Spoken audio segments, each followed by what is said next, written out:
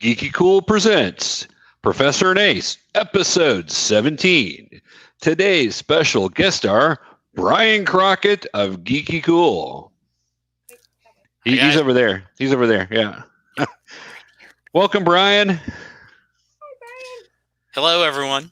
We're glad to have you with us. Thank you for joining us. And Bryan's also a big comic book person, just like Ace and I are. So, and Bryan's kind of I'm more of a Marvel guy typically. Bryan's more of a DC guy typically. So we kind of balance each other out. And AJ's a little bit of both, I know. Oh, yeah. Yep. So we're going to get into this. We want to have a good time talking about our favorite superheroes. Some of them may be the same, or we may have somebody in a different spot, but we're going to go through our list real quick for you guys and talk about why we like these characters, why they mean something to us. All right. Are you guys ready to get going on it? Yeah. All right. Well, Bryan, you're the guest. Why don't you start us off? Who would be one of your top five? Like number 5, if possible, if you have that. Oh, but number 5. Seeing these aren't any really big order, but so if I was going to put mine in order, I'll start at the bottom. Then I'm going to start with Robin, Nightwing, Dick Grayson. That specific Robin has always been a favorite of mine. And I will throw him up here. AJ actually has him on her list too. But tell us why is Dick Grayson one of your favorites? Well, and I'm a huge fan of the Dick Grayson from the new Teen Titans, George Perez, Marv Wolfman, Titans, and really that was one of the comics that when I really started thinking about this, what do I want to collect? And I was looking for old comics to collect. That just sucked me right in. The art, the storytelling, and all that. And, Marv Wolfman wrote him as such a complete character. Wrote him as a leader who wasn't always sure about himself, who was always living in the shadow of Batman. And then when they turned him into Nightwing and he went off on his own, I like a lot of the things that I like some of the stuff that they've done with him recently. I liked the Grayson comic that Tom King did where they turned him into a spy. And I really didn't like the whole let's shoot him in the head and make him Rick and forget who he is. And I really kind of stopped collecting that comic book at that point. But he just, I've always liked the character. And they, especially when they did New Teen Titans, they made him more than just a sidekick to Batman. Right. Well, AJ, where do you have him at on your list? He is actually number 3 on my list. But since we brought him up, he is my number 3. I love character art, and I love when a superhero is infallible and has you can see his indecision and stuff like that. I love it when they make him human. And Dick Grayson is that. He was that as Robin. He was such a the good guy with Robin, and then they put him into the Teen Titans and the new Teen Titans. I love that. I loved it when he became a leader and kind of stepped out of the shadow, if you will, of Batman. And then when he became he became a fully developed character at that point. He wasn't just a sidekick, but he still has his conflicts in his head, and he still has his conflicts in his heart, and I love that. I love it when they have him be a little bit conflicted about what is right and what is wrong, because I feel like that's more human. So no, he's number 3. I love all Robins. I do. I like Robin more than Batman, and I know people are going to be crazy about that, but when Dick Grayson became Nightwing, when he became in the Teen Titans, I really, really appreciated that. But then when he became Nightwing, it took it over, and he came into my top 5. So that's awesome. That's why I have. Now I have a different Teen Titan, but mine would be number 6 on my list, and that would be Wonder Girl. Always loved Donna Troy. Yeah. So she's on my top 10 list, but she's not. We're not going to talk top 10. We're going to only talk top 5. Other than I just thought I'd mention her since we're talking a little bit about Teen Titans. I have always liked her a little better than Robin or any of the other characters. Actually, my second favorite is actually Garfield. So Beast Boy, Changeling that's my second favorite Teen Titan. Oh, AJ, you blacked out on us. So she was trying to adjust something. I'm trying to figure out what. Gotta love technology, guys. Yep. Gotta love technology. I'm trying to figure out why that happened. Well, remember, Larry, mine went off. I found that my camera was off earlier. So. Oh, it looks like we lost Ace. She should be back here with us here shortly. Right. Yeah, so we'll go ahead. I'll give you my number 5. My number 5 is actually Miss Marvel. So Kamala Khan. Really have been enjoying her. Everything that they've been doing with her. So she basically is a new version of Spider-Man. So we've got Ace. Looks like she's trying to come back here. So she's because she's one of those characters. She's unsure of herself, especially at the beginning, and she's learning to do things. So you're back, but you're also on mute again. Looks like she's freezing up. Yep, there you go. There you are. You're back. I have no idea what happened. I just went black, and I was like, I'm just gonna leave and come back. So that's what. Well, it worked. So all we said was my number 5 is actually Miss Marvel, Kamala Khan. Love her character. She reminds me of a new version of Peter Parker, a female version of Peter Parker. I love how they play with her family and her religious views. They do it very normalized. It's not something that's crazy. It's not that anybody's trying to recruit anybody to anything. It's just this is who she is. This is a part of her. I really enjoy that about her. I enjoy her group of friends. She has a great group of friends that support her, and that she's come out as Miss Marvel too. So that's number 5 on my list. So what would you put at number 5 for your list, AJ? Number 5 for my list is Scarlet Witch. Scarlet Witch. I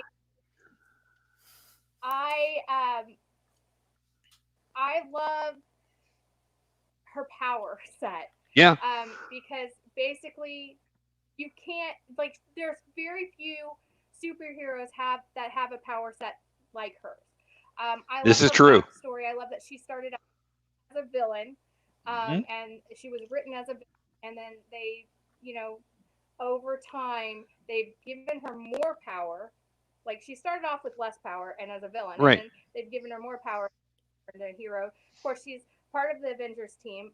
But I like her story that she was raised by the Romney, which are gypsies, and since I'm Irish traveler, so I have it's not the same bloodline, but it's gypsy bloodline. I love that.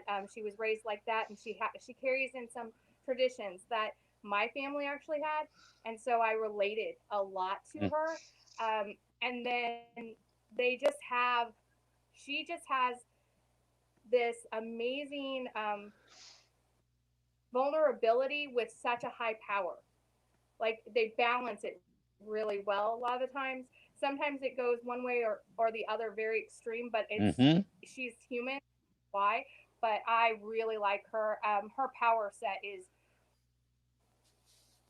it's mind-boggling. All the things that if she focused and she had time to focus long enough that she could do is just completely unbelievable. So well, just a couple of words, and she ended new mutants from being born. And basically in reverse mutant powers on much of the mutant kind at one point. Now that's been reversed now, but that's quite a power set. Well, I mean, she has magic. She can warp reality. She has probability, teleportation, matter manipulation. She has time manipulation, energy projection, manipulation, and absorption. So the woman is kind of a badass. She is. I'm not supposed to say bad words, but she is. Well, that's an acceptable word for her show. It's something that would be shown. In fact, I've heard worse at 5 o'clock in the afternoon on TV. So. Right. But you always tell me to try to censor my bad words. So I can, well, I do appreciate that. I curse way more than the professor. What can I say?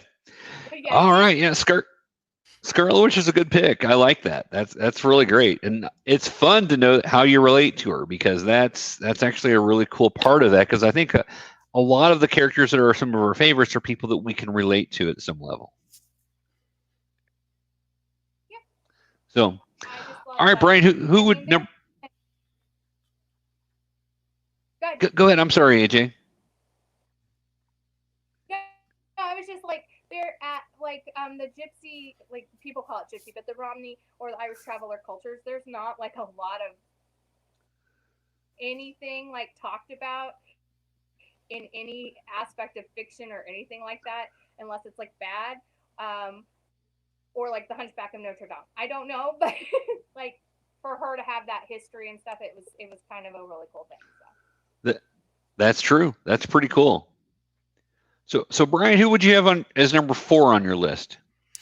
Well, and as you said, I'm kind of a DC guy. If we went into the top 10, I'd start pulling in a few Marvel characters, but my top 5 are DC characters. So my number 4, and this is kind of funny because I got thinking about, what characters do I enjoy reading, even now or later. And the next one's going to be interesting because it's and generically it's Superboy, but it's kind of all of them. I like I like the way that they've done the character differently over time. I really, really like the Young Justice Superboy with the jeans and the black T-shirt and the red emblem, where he was a clone of both Lex Luthor and Superman. And when they were writing him, they really wrote him as conflicted because he didn't know exactly who he was. And especially the Young Justice cartoon played him as with wanting to get close to Superman, but Superman seemed to not want to have anything to do with him. Although I think they came back around, and I need to watch season 3 of that. But they always played up where he was trying to get close to Superman because he felt like he was like a father figure, and Superman avoided him. And I think there were reasons for that.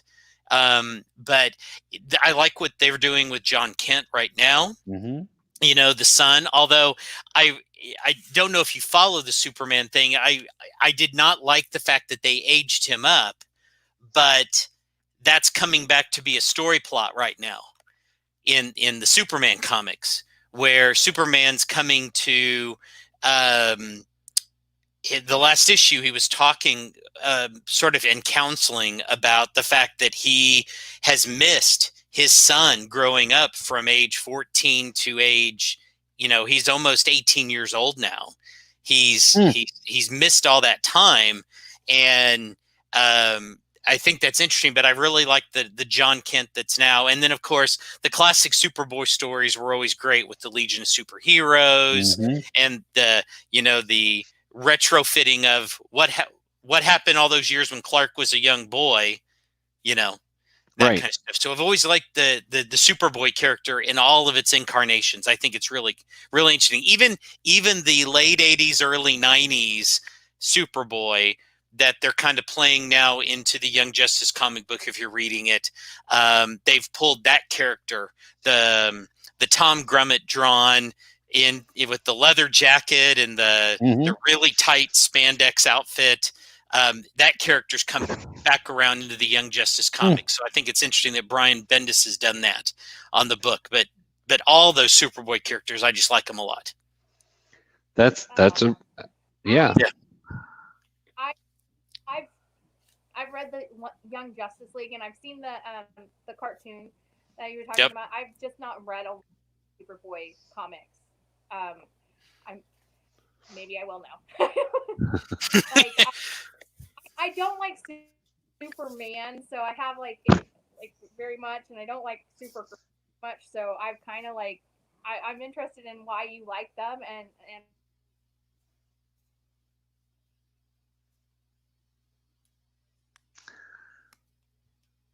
We're having some problems with your feed, what is going AJ. on with my That, ah, I just see really. it's not used to it being Thursday You guys night and got us me doing now, this. right? Yep, we got you now. So That's right. I appreciate everybody like switching it. We had death in the family, and I was not in town. And we actually driving back around the time we should have been doing this. So I appreciate everybody being a little patient with us this week. So no problem. That No that worries. was an easy thing to do there. So that's great. And plus, you got to be there for family. That's very important. So, and death in the family. At least it wasn't the death of Jason Todd or something. So You're right. sorry, I death was in the thinking, family. and I wasn't going to say it, but Larry went there. I did. All right. Well, let me give you my fourth one on the list for me, and that is my favorite X-Men of all time, Miss Kitty Pryde. Mm. Her introduction was my very first issue of X-Men. So my very first issue of X-Men, it's like 129, I think, but it is Welcome Kitty Pryde, and kind of goes into the backstory of Kitty Pryde, her coming to the X-Men, how a lot of the X-Men are a little older than her, and so a lot of them treat her like she doesn't qualify. That's exactly how I felt my entire life with one side of my family, with my cousins who were the older cousins who were very athletic, knew everything, all this other stuff. The popular kids, I was none of that. And so she kind of was ostracized, especially at first. But then she comes in to be one of the most important characters in X-Men as time goes on. So Kitty Pryde's always been my favorite X-Men. So from day one. I love that choice. My number 4, because my number 3 got picked already, but Yep. my number 4 is the first comic book I ever bought, and that would be Wonder Woman. Yeah. Yeah. Yeah. And she's on my top 10, but she didn't make my top 5. So. And you picked that cover. That's when Wonder Woman. I just literally threw in the first image that came up. I shared with him so he could pull it. No, I bought my first Wonder Woman comic in 1981, and it was the first comic I ever bought. It was like my parents wouldn't let me buy, or I was only 5, so they wouldn't let me read things, and my mom saw it was Wonder Woman, and she had known Linda Carter Wonder Woman in the 70s. So it was like, okay, you can buy this book. So I was allowed to buy that comic book for that reason.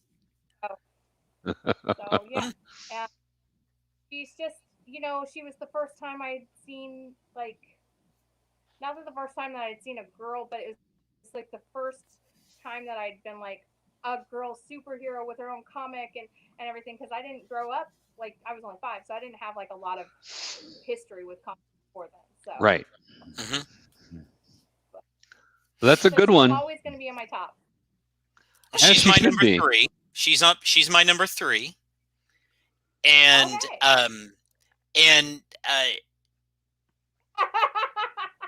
Larry, well, he just pops that image up. What? Oh, that image? Yes, right. And what's funny is that I've really liked the Wonder Woman character, and of course, I didn't collect a lot of comics until right after DC did their Crisis on Infinite Earths back in 1985, 1986. So, well, I'll tell you the rest of that story when we get to my number 2 and my number 1. But Wonder Woman was one of the first comics that I started collecting right after that, and it was George Perez doing the art. George Perez is my all-time favorite artist, and that first cover that he did, it's a classic cover with Wonder Woman standing with her arms over her head, and the way he drew it with all of the as authentic as he could have been Greek gods.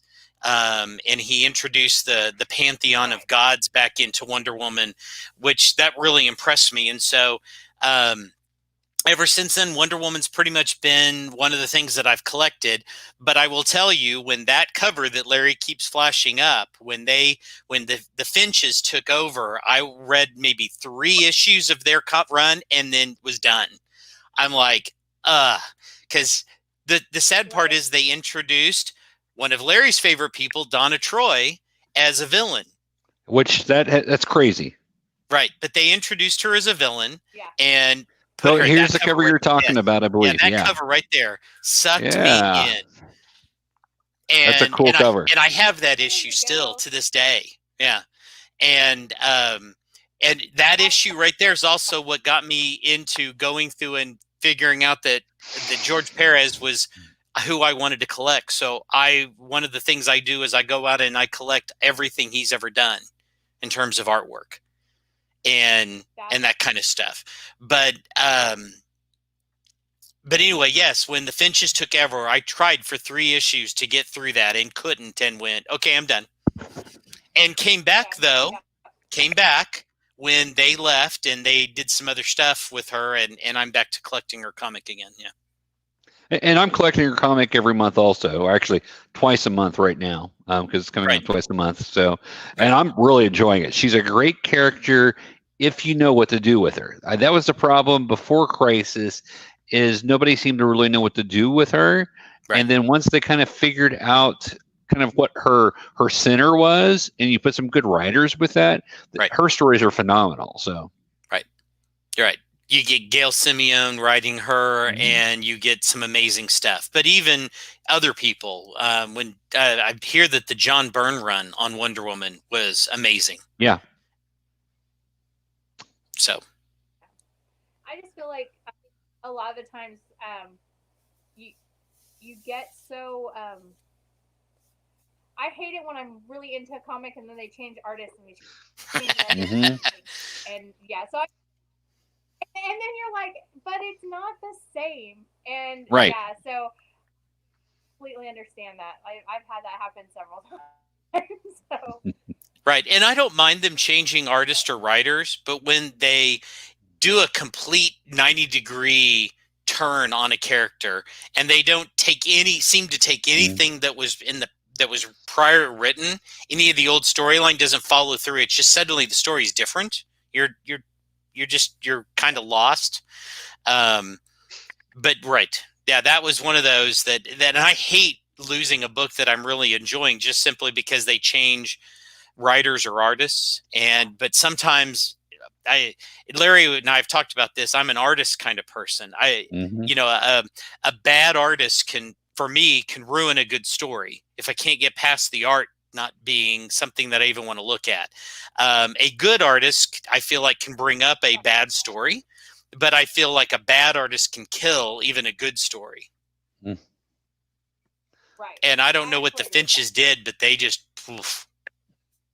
Well, and I'm more of a story guy, being a writer. That's more my focus but art does matter. I mean, it's a medium that needs both, and both are very important, and you have to have good art to go along with a good story, or you're never going to read it. So that's always the balance. So it's a balance of both. Like I have read good stories with bad art and enjoyed them because I like the story, and then I've read sub stories with good art and enjoyed it because I like the art. So I've done that also. Yeah, I've read something just because the art's pretty. Well, and Larry, I've told you the 2 biggest disappointments in my life in collecting comics. The first one happened in 1986, and I had a friend take me to my first comic book shop when I was a freshman in college, and I was going through the shelves and looking at comics. That's where I found Wonder Woman and started collecting her because that just drew me in. But there was a comic up there, and I pick it up and I looked at it and I was like, this art sucks. I mean, and it was The Dark Knight Returns #1. And I had I had a chance to pick it up right there on the shelf and have pristine first print editions of that comic, and I couldn't get past Frank Miller's artwork. And now I go back and I look at it and I see the nuance in it, and I see what he was doing with this art, and I know that's his style, and I've come to love it because I've got Sin City comic series and stuff like that from Frank Miller, but man, it makes me so mad. And then the other time that I really just kicked myself was when I met Larry at work, and Larry had told me he found out I liked comic books, and he took me to the comic book store that he was going to, and we're in looking around, and I pick up on a book, and I'm like, oh, it's black and white, and zombies are a thing, and it was The Walking Dead #1. And I put it back because I was like, really, black and white comic? I'm like, and now I'm like, oh my gosh, that's so stupid.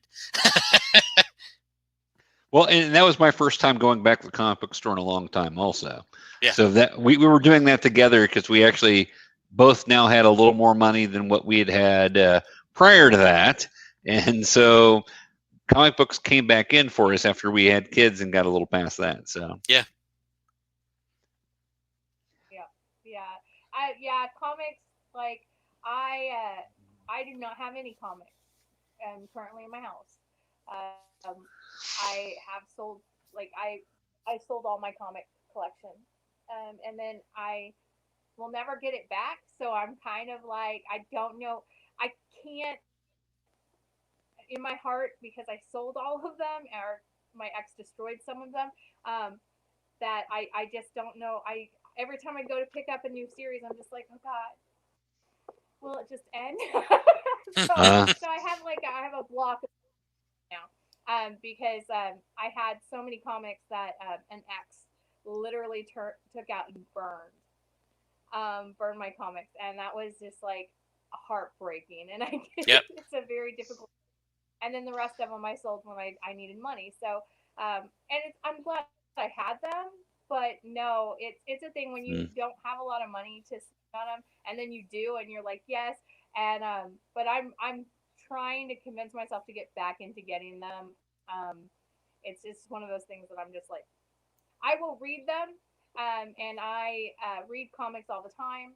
I go to the comic book store. I buy them and then give them to other people. I know that sounds bad, but I do. So. Well, that way they're enjoying them too. Yes. Oh no, I give them to the people who I know really, really enjoy them. Yep. Yeah. And that's just where I'm at. Like. That's a good place to be. That's not bad. Oh. So where are we at on the list? We're at number 3. So you guys did your number 3s. Let me give you mine. Well, I did my number 3 because, but that's right. We've already done our number 3s. Yeah. Right. Yep. So my number 3, my number 2 and number 3 could be interchangeable. They're that close. I went back and forth on the list deciding who was going to be where. But number 3 is America's Ass, Captain America.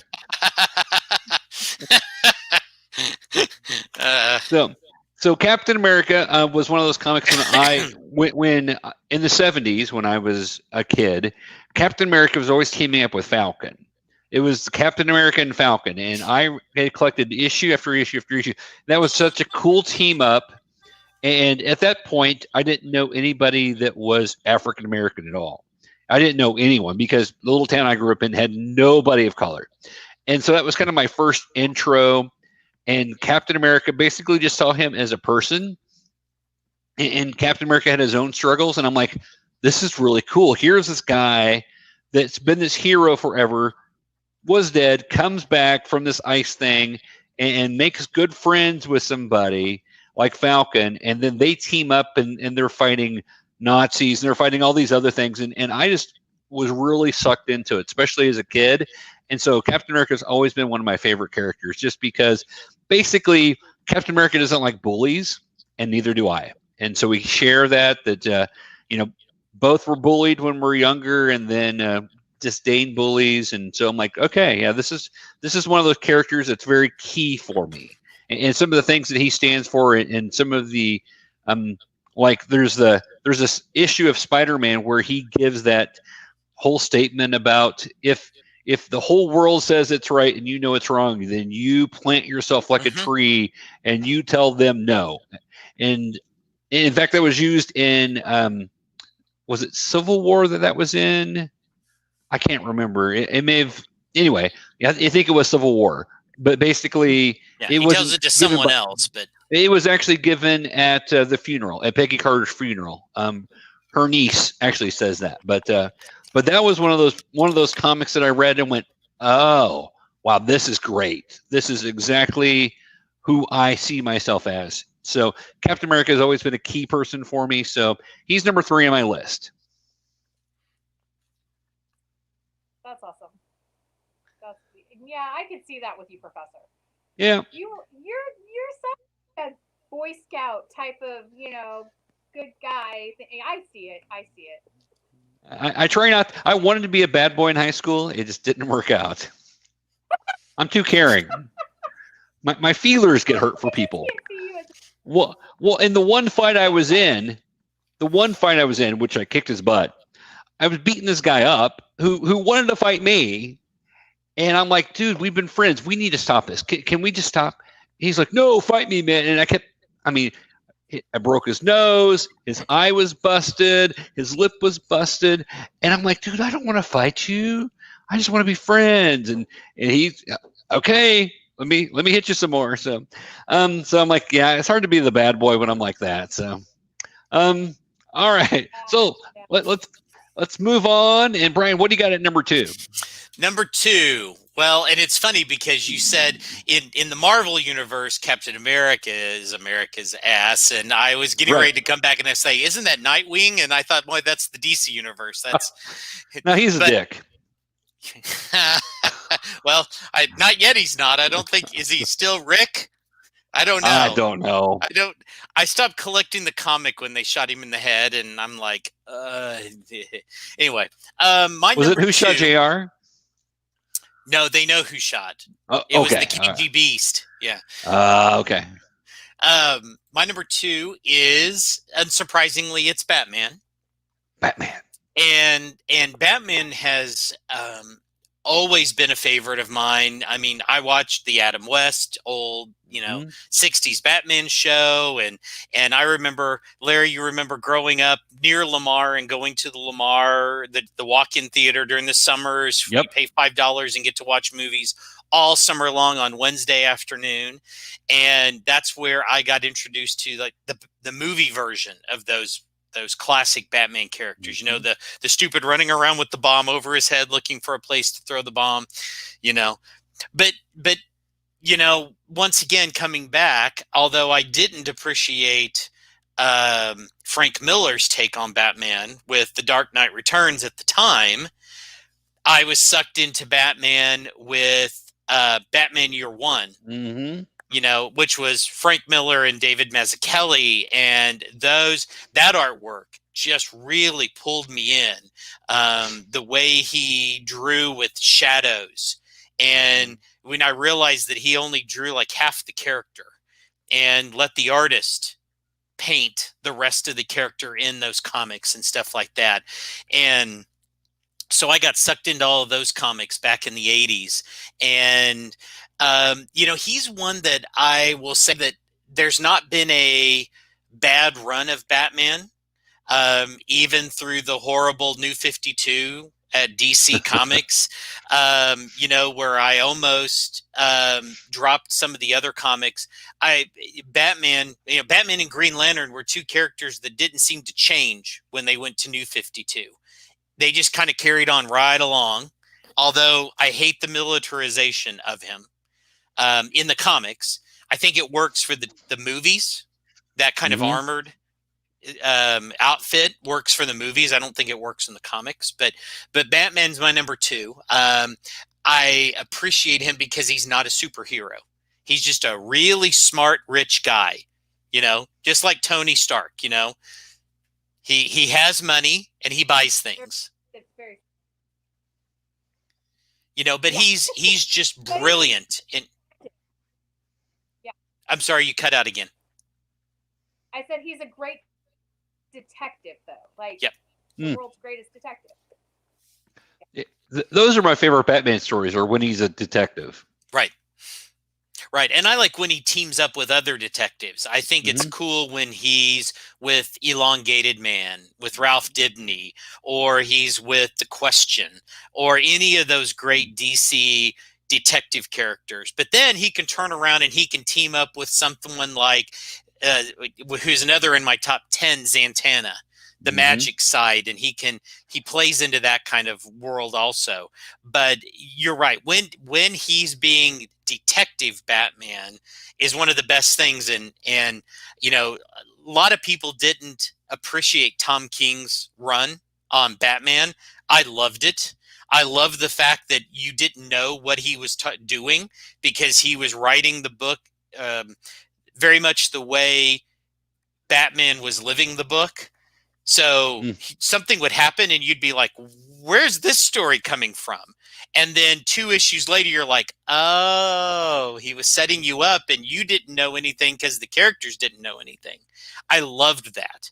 But there is a couple of issues where you have Bruce Wayne on a jury for a trial, and you have him as Batman trying to figure out what really was going on. So he wasn't sleeping at all. By day, he was on the jury, and at night, he was trying to figure it out on his own as Batman.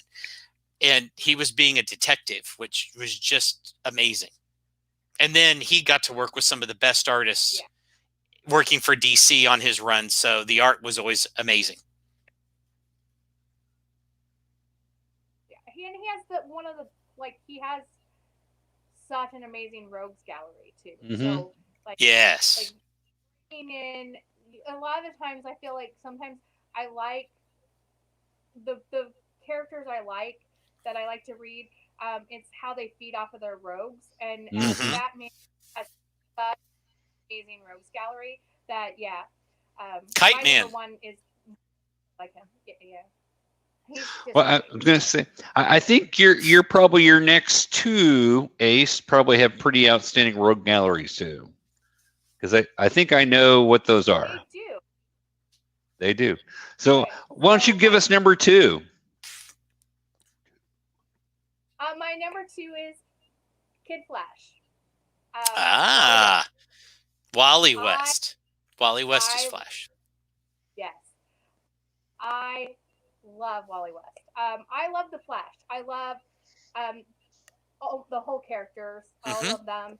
But Wally West, I love a snarky, teenage, moody, like not quite all together kind of person in a comic. And he's that. He's funny. He's rude. He's such a smart ass, and but he also has like a really good heart when you get down into it. And I just like I got into the Flash. I loved Barry Allen as the Flash, but when Wally West came in Flash, I was done. I was like, oh my gosh, I love this whole attitude and the artwork that a lot of it came with, and the storylines, and I just love Kid Flash. So yeah, Wally, he's like he's my 2. So much so that like it's weird because I was going through my list and I was thinking of the comics that my kid read when he was younger, and his top 3 are Nightwing, Wally West, and then he likes Robin as well. Like he likes Damian Wayne as that. So that. So I kind of feel like I like groomed him for Wally West. Well, it that kind of fits his personality too, to be Wally West. Oh yeah. Because Dakota's kind of snarky at times. At times. No, well, I like the fact that I like the fact that they kept Wally living in the shadow of Barry for all those years after Crisis when Barry died. You know, he always, and I collected a lot of those Flash comics with Wally West. Barry's always been my favorite, but I always liked the fact that they left Wally, like I said, living in the shadows, always trying to live up to the Flash that was Barry Allen, who he always saw as perfect, you know, and at some point, and I'd stopped collecting, they brought Barry Allen back for like 6 issues. And he learned that Barry wasn't perfect, that Barry actually went to the future and killed Eobard Thawne and kind of tainted a little bit that image of what Wally had of Barry. But I always thought that was an interesting thing too, that he did all that stuff because he was living in the shadows. Right. And so even when he became the Flash, in his mind, he was still Kid Flash. Yeah. Right. He was always and I love that. I love that he's just got this ideal that he wants to live up to, but he also can never quite make it there. And sometimes his attitude, he just embraces it, and other times he hates himself for it. And then other times he succeeds, and he's like, yes, he's so proud of himself. And I just feel like it's just such a humane character, and it's written in such a way that, like, when I was younger and I would struggle with what was right and what was wrong and what everybody expected of me and what I knew I could and could not do, I really relate to Wally West for that reason. Yeah. Well, and Wally really came alive to me when he was a part of the New Teen Titans. So I knew his character a little before that because my father was a big comic collector, as we've talked about before. But when he was in the New Teen Titans, really developed his personality, his little snarkiness, the little things that he would do just to kind of aggravate people. And I always appreciated that about Wally.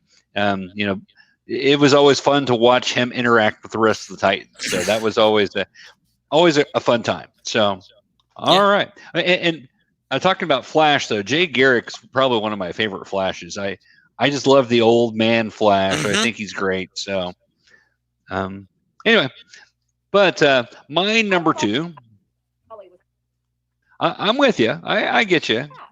And like we said, they have a great rogues gallery also. So you have Batman with a great rogues gallery, Flash with a great rogues gallery, and I know your number 1 will have a great rogues gallery also. So my number 2 is one that AJ will cringe on because it's Supergirl.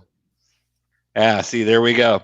I don't love Superman nearly as, and I got a feeling that's where we're going with Brian's number 1, but I'm not a big Superman fan, but Supergirl always was, especially when she was more of the teenager or right after being a teenager, very unsure of herself, had all these powers, and ended up on Earth after her cousin did that was younger than her.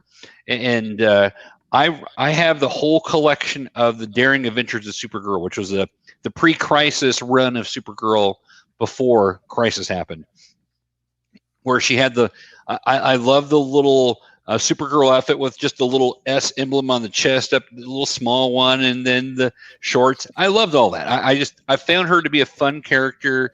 They could give her all the powers, but she could still doubt herself. She was still going through things, trying to live up to her cousin's level, and never could quite be there, would screw up.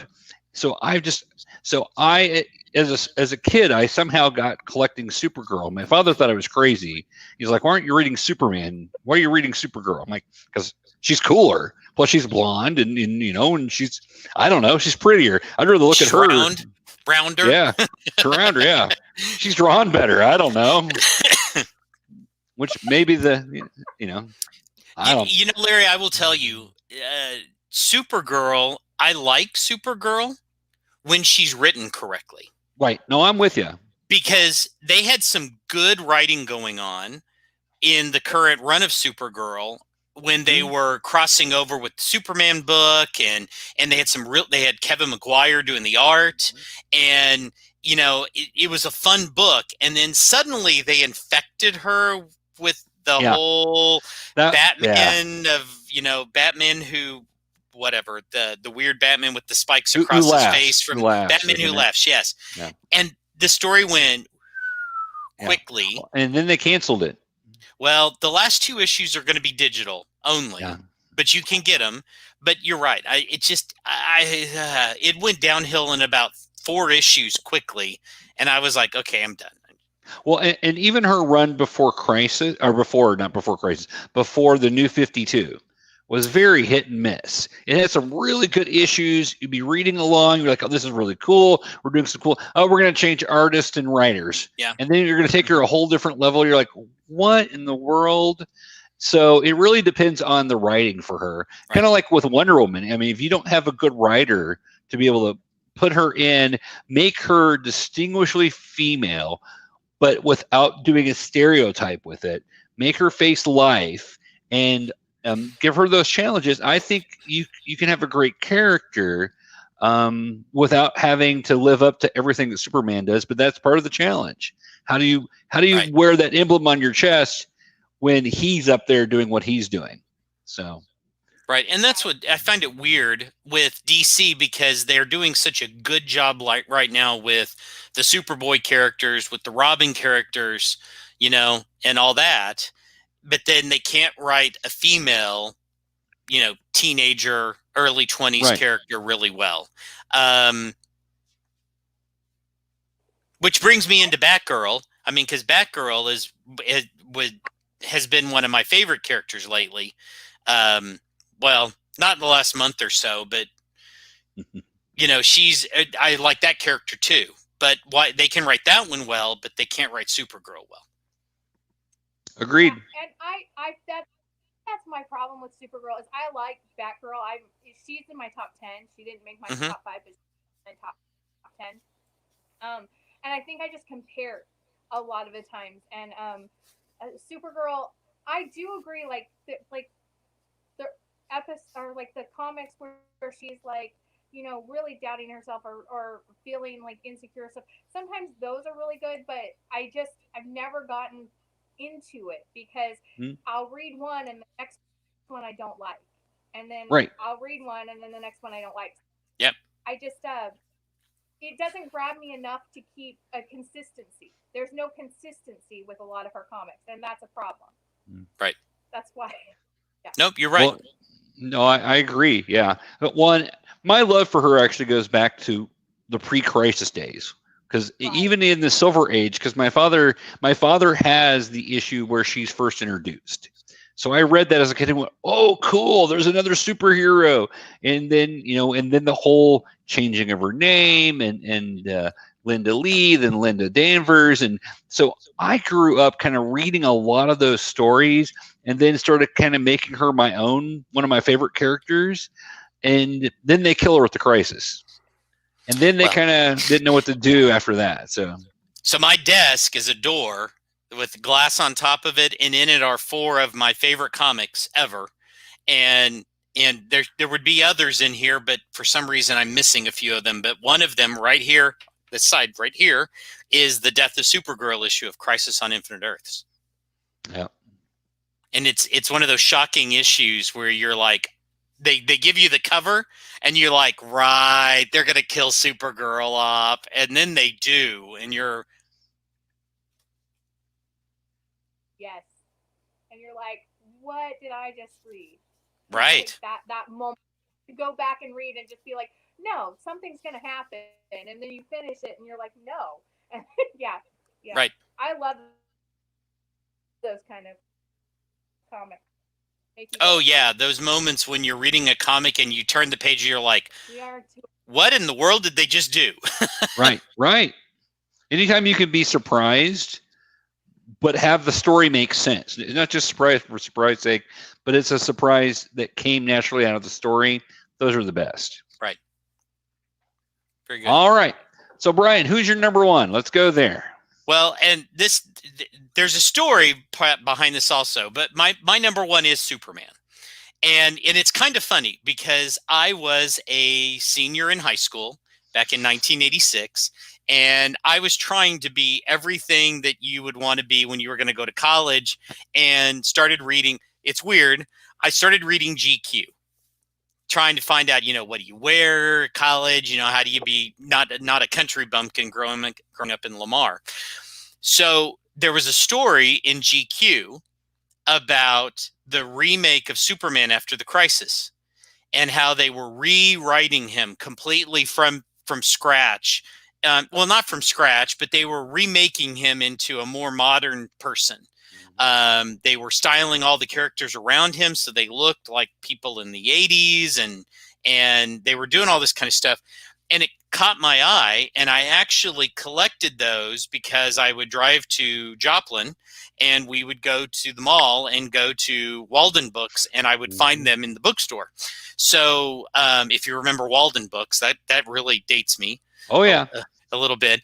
But after the first 2 or 3 issues, I was hooked. I liked that character, and that's actually what, when I went to college finally, one of my roommates saw me with the comics, because I would go to the mall and go to the bookstore, and I started picking up all the Superman comics.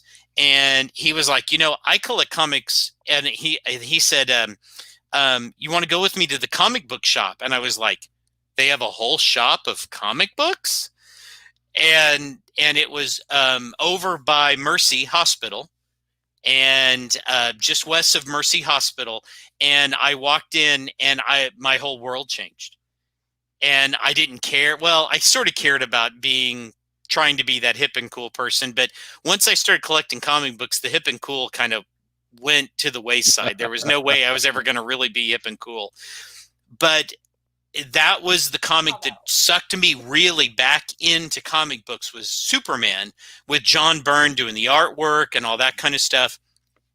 And I loved how they redesigned the character after the Crisis, because that After the Crisis could have went horribly wrong with some of these characters. But in DC did it right. They took their main 3, their trinity, and they put the right people working on Batman. They put the right people working on Superman. They put the right people working on Wonder Woman. And they've always been those top 3 characters when they're done correctly for me. But Superman's it. And I think he's done best when he's an alien, but he's just a farm boy from Kansas most of the time. I love when Lois treats him as Smallville, and makes fun of the fact that he's just being a Boy Scout again, and all that kind of stuff. And I love not only his rogues gallery, but I like the supporting characters, Lois and Jimmy and Perry White and all the characters. I always thought it was interesting when they took him away from the Daily Planet, and he went to work for WGBX, the fake TV station, and he was the news reporter. That was back in the 70s. And so he's just always been one of my favorites, and he's absolutely his best when he's written well.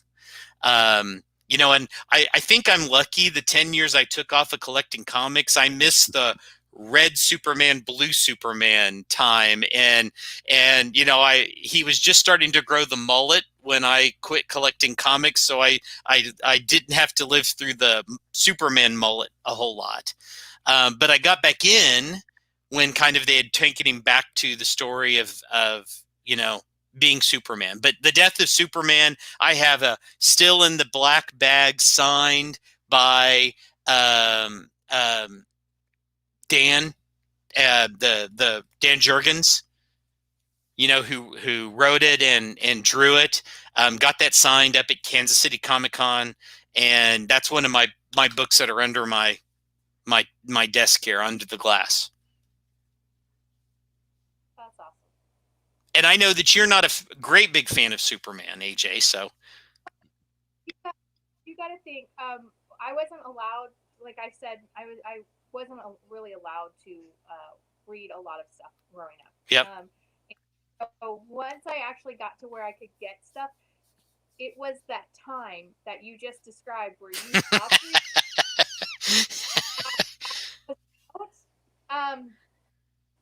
And Going back, I like the older stuff. I like it when I like Clark Kent. Hmm. I I just have a hard time with Superman. And I think it's because of those comics that I got around that time. Um, and it's just I just have not ever gotten past that point Right. with him. Like I just um, and it's just one of those things. I don't think he's a bad character. It's not like I dislike him so much. It's just I I do sometimes like when you have a good reason for liking Superman. I find that sometimes when you ask somebody their favorite superhero and Hmm. they say Superman, a lot they don't have a reason. Right. Right. Like they tell me why, and that bothers me. Like if you tell me why, and now I can say, okay, so this is why he likes it. This is when he started liking it again. You know, like you like the Right. older one, Hmm. but then you stop years. Um, I now have points of reference where I can go and like start reading them a little bit from where you said. Um, Right. I when I started actually being able to read comics is when he was doing, you know, the blue and the red and the mullet and all that, and I Yep. just couldn't get understand why he was so popular. I was Well, and like, he's, weird. well, I was going to say I just he's couldn't. best written when he's Clark Kent Yes, as Mm. yeah, Superman, not Superman as Clark Kent, but right, Clark Kent as Superman. When he has all this power and he literally, and Bendis has been writing some of this, which I really like, he could take over the world if he wanted to. It would take Mm. him little to no time to do it. But he's a farm boy from Kansas, and that's right, what holds him back. You know, it roots him in humanity where he doesn't choose to do the bad things that he could. Right. And yeah. No, that's I, No, when yeah. those are the books when you'll find that he's the best written character. He's one of the best written characters out there when they do that kind of stuff. So People always Superman really is Clark in an outfit. That's right. But Batman is really just Batman, and he's Bruce Wayne as a mask. Mm, maybe, I maybe. At least that's my view. feel like I always felt with Batman that Batman is truer to the core of Bruce Wayne than Bruce Wayne is. Yeah. Bruce Wayne Right, has to be Bruce Wayne has to be, you know, this public figure. Bruce right, Wayne is a public, and Batman is who his true core is, closer. Right. right. He still wears, still hides stuff. He still has that conflict, but I that's what I take away, and that's when people ask me, I always say that Bruce Wayne is the mask with Batman. I think Mm. Yeah. because Hmm. I feel like Yeah, Batman for the core of who he is. He allows right. himself to be who he actually is with Batman more than he does Bruce Wayne. So Right. I think Bruce That's what I was Wayne is, trying to say. you know, Well said. No, you're right. So yeah, But so let let's Superman is right. Clark dressing Right. up in a costume to go do superhero stuff. Right. That's exactly right. Because Clark would do that even without the costume. That just allows him to protect the people he loves by doing it in costume. Which they tried to do with the New 52, which was one of our least favorite writers, Grant Morrison. Grant Morrison's either really good and most of the time really bad, but Grant Morrison was trying to play that with Clark coming to Metropolis and not being Superman and trying to write that, and it didn't work so great, but it was the same idea. Clark would do it no matter what. Right. right. Yeah, Agreed. So I all do right. So agree with that. let's give you guys AJ and I's number one. Okay. And we've talked about this before. And of course, Brian's not going to be surprised by this, knowing me. So our number one, of course, is Spider-Man. Yep. I I love Spider Man. I love his robes. I love all the character. I like all the incarnations of Spider-Man, like Ben Reilly, Spider-Gwen, all of them. But Peter Parker, Spider-Man, hands down, is just, he is my idea of like the perfect superhero. Yeah. And he, because he's not perfect at all. And never written that way. He was not.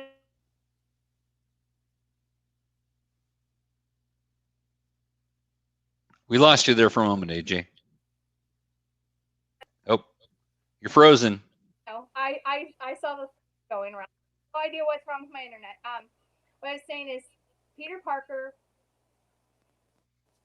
is, it's very similar to the Clark Kent as Spider-Man, and Peter Parker has this need to do good. Right. Not do well, but do good. Right. When he gets bitten in Spider-Man, it gives him the opportunity to do good in a grander scale. Right. But he's not fallible. And I think the most real and the most heartbreaking, but the moment I fell in love with Spider-Man was when Gwen Stacy died. When he couldn't save, when they showed a superhero not being able to save, like, who was deemed the love of his life. I know he was a teenager, so I have problems with that now as an adult, that he has the love of his life as a teenager. But when you're young and you're reading that, and he's the cause of her death. When they did that, it broke my heart, but at the same time, it endeared him to me to the point that I don't care. I don't think there will ever be somebody who hits that number one spot. I don't think there will ever be another superhero that kicks him off that spot. Like, I think he's just there. He's just going to stay there. I'm okay with that. And I'm right there with you. That was exactly the moment that Spider-Man became the it for me. Was reading that.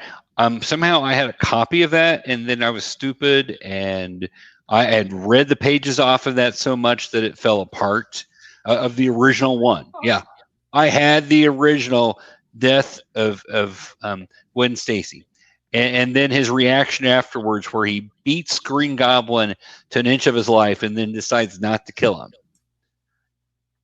And then I think Green Goblin does something and ends up dying anyway. But then, of course, Green Goblin always comes back. But that was the moment where I was like, oh my gosh. And, I love the fact that he's always making those hard choices.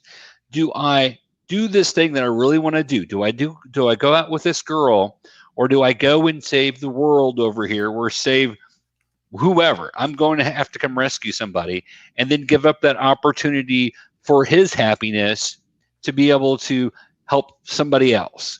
And I've always loved that about Peter. Peter also being bullied when he was younger, being very geeky, nerdy. Boy, I related completely to that, because I was bullied basically for being geeky and nerdy. That was a good portion of my childhood, especially when talking about my older cousins who were jocks and I had no athletic ability.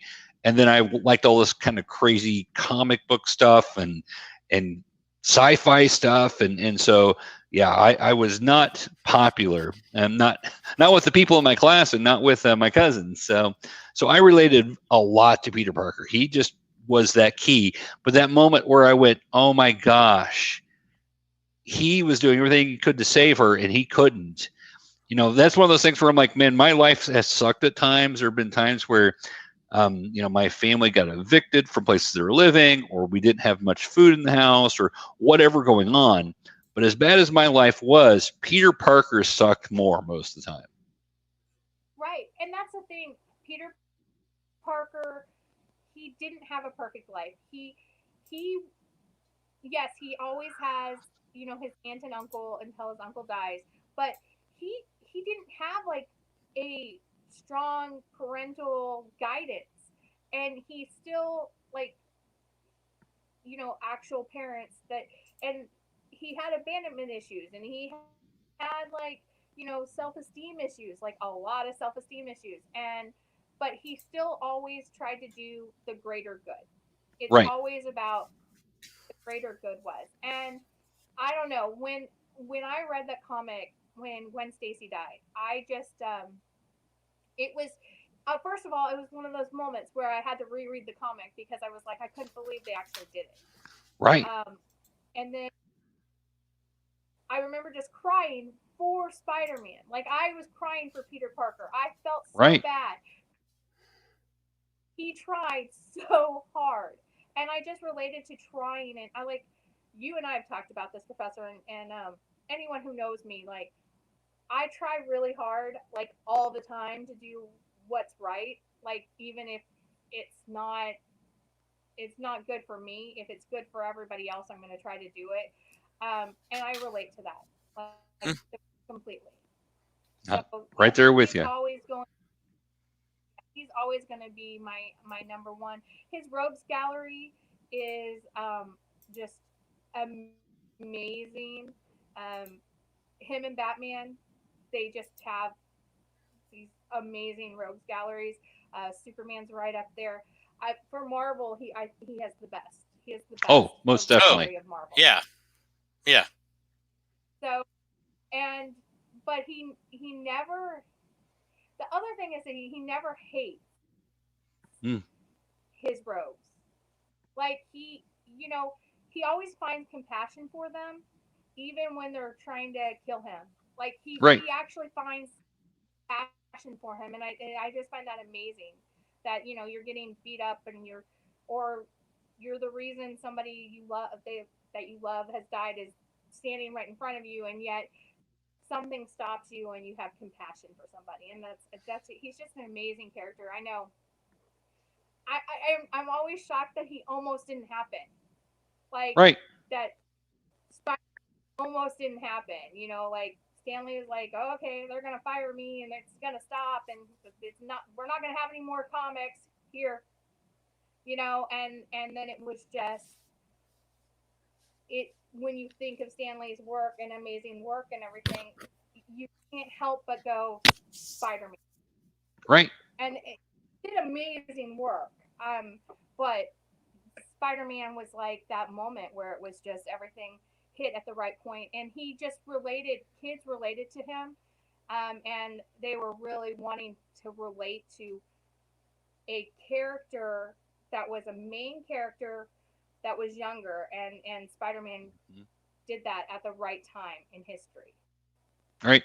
Because we had, like, Superman and they're grown men, and young kids, even though they wanted to be them, they couldn't relate to, like, their little issues that they had. They had their sidekicks that you did, but for a main character to have those issues, it was perfect timing in everything. So exactly right. All right, guys. So that's our top 5 list. Yep. I'm going to put my top 10 list out on Geeky Kool next day or two, so people can look at that and give us feedback. You guys are welcome to throw those up there also if you like. Put an article out there with that, but I'm going to put that out there. So that will be coming next week. AJ and I talked. We're going to do the Rogues Gallery. We're going to do the villains, our top 5 favorite villains next week. Interesting. Yeah. The villains are really hard. Yeah. Because there's more of them. Villains have fun. They do. The thing I have, like putting my top 5 for heroes together was not hard.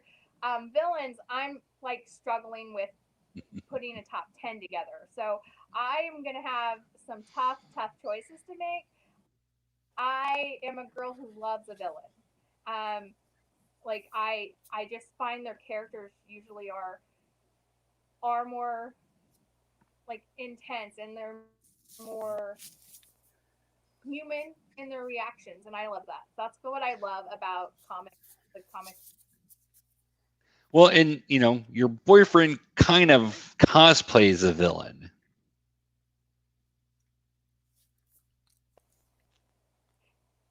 Oh, did we lose her again? We lost you. You're back. Oh, there she's back.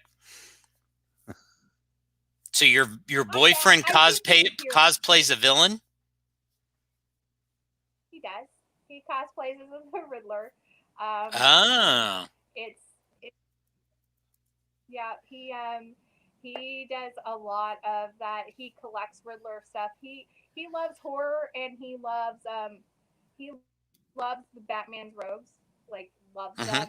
Hmm. Um, and the Riddler, he is one of his favorites. So yeah, Does he like what they've done with the Riddler in the last couple of years? Because I really think they've made the Riddler one of Batman's prime rogues. And they've kind of pulled back on having the Joker until this recently. But man, the Riddler's been the one who's really given Batman fits. well, and the thing is like the Riddler, he does because he loves the fact that the Riddler is one of those people who knows the truth about Batman.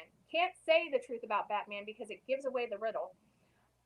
He's brilliant and Hmm. conflicted, and like me, he likes those conflicts of interest. Like am I really evil? Am I not evil? Do I like Hmm. he fights himself. Um, and no, he does. He's super hopeful about the Robert Patterson because they were talking about having the Riddler be a part of that, and he's hoping that he can have a good screen Riddler. Yep. Yep. Yep. What, Jim Carrey wasn't a good Riddler? If you have 2 hours, we could bring him in and he could talk about that. he like that would be a discussion that he could just go on. But no, he's super excited, and yeah, I do like my villains. I am dating one, so Yeah. I kind of have to like them. See, I'm the good boy that wanted to be bad. You're dating the bad boy. He's a bad boy with a heart of gold. He is. That's what you want. People warned me when I first met him before because we knew each other before we started dating. And the first time I was introduced to him, it was at VisionCon several years ago, and people were like, "You don't want to be friends with him because he's, you know, not a good guy." And I just became friends with him, and he's a good guy. He is a good guy. I agree. He's one of those villains that turns into the good guy. Or well, and the Riddler in a couple comics like did. So we have that. I always tell him use that one. see, there you go. There you go. Most of this is probably the first time we've not had comments on the stream. We've had people watching. Nobody's commented, but feel free, guys. If you're watching this afterwards, go ahead and put comments down below in the YouTube or on Facebook and let us know what you're thinking. Tell us what your top 5 are, and also check out my top 10, and then you can feel free to put comments there. And for anybody that has not checked out, Geeky Kool does have a new look and feel thanks to our very own Ace down here, who's been working very diligent to redesign us. And it's very friendly for mobile devices now. So please check us out. Let me throw our little banner up there for that. There we go, right here. So make sure to check us out down here. When you go to YouTube, make sure you subscribe. Make sure you like, subscribe, do all that. Do that on Facebook also. Like us on Facebook. Like us on Twitter. We're going to be working more on our social media very soon to make it even more intense. Don't forget, guys, if we hit a certain point on the Facebook likes, somebody's winning a piece of art that I will design. You tell me what you want me to draw or sculpt or whatever. I do all of it, and I will design art for you, and you will win an original piece of art for that. So custom made art. Yes, like whatever you want. If you want a sculpture, I can do a sculpture. If you want a drawing, I can do drawing. Whatever. I kind of do it all. So. And AJ is amazing. If you've not checked out her art, you definitely need to, because she has some awesome stuff, and she's sold a lot of really cool stuff. Yes, I know it's hard to hear the compliments, but you're great. So, but yeah, so we've got that coming up. Please go ahead and do that. Also wanted to hit, so make sure you guys tune in next week when we painstakingly get it down to 5 villains, and we may see if your boyfriend wants to join us since he likes the villains. So it'll just be all Batman villains. That's okay. Speaking of my boyfriend, he is also a partner here at GeekyKOOL.com. Be sure to go check him out. And that is the Scallywag himself at Scallywag Productions on YouTube and Facebook. He's also on Instagram and Twitter. He does a collectible of the day on Instagram. And he's been working on some projects that are taking a lot longer to edit and stuff. So he hasn't uploaded any new stuff, but go check him out and you can see what he thought about all kinds of things on his YouTube. We also have a couple other friends that we love to mention, and they've been on our show a couple times now, like different ones of them. But we have Tim and Josh over at the Nerd Informants. You can find them on Facebook. You can find them on YouTube. They're awesome. They do movie reviews, and they're doing a live streaming show lately. They are. So go give them a like on Facebook. Be sure when you check our friends out on YouTube and Facebook to like their pages and also subscribe on YouTube. It helps them out, lets them know you guys are liking what they're doing, and that's very important to us. And tell them we sent you over. Yes, tell them. And then we have Keith and Pop Culture Minefield. Now, Keith and Gary, they're great. They're not PG. They're more PG-13 or up. But they have amazing interviews, and they have amazing guests and everything. And the insight that they have is just really cool. So go check them out as well. Most definitely. Well, I did want to mention, if you guys are interested in checking out Nerd Informants, look at last week's episode. If you didn't watch it, they were on the show with us for 2 hours long. They were joking on their live stream about how they broke ours. They didn't break ours, but we do love those guys, and check them out. And actually, the week before, check that one out when we had Keith and Gary on. So we love to bring in our friends to join us to talk. We are so glad you joined us today, Bryan. We're glad you're able to make it. I'll try to do it more often. Please do, because we have a great time here. We love to talk geek and nerd. We speak geek. We do. I bring the geeky girlness. That's all I can say. Yes, you do. And we love that. We love that. So, and at some point we need to get Brittany on with us. That way you have the geeky girlness that will outweigh the geeky guyness on the show. That does not happen in life very often. Like I was saying, I've been reading 1981, and you were talking about, being a geeky guy in like, that the 80s, the 70s, the 80s. Being a geeky girl was terrible. Huh? Because even the geeky guys wouldn't hang out with me because I was a girl. Yeah. All I can say is I knew a couple of geeky girls, and I liked to hang out with them because they were better looking, smelled better, and usually cooler than the geeky guy friends of mine. And I had several geeky guy friends, but I always liked the girls. So I was like, yeah, I'd rather hang out with them. So anyway, thank you guys for joining us today. What? Were you going to say something? Go ahead. Thanks, Bryan. You're welcome. Yeah. All right, Bryan, thanks for joining us again. And until next week, we will see you guys later. Stay geeky out there. Bye.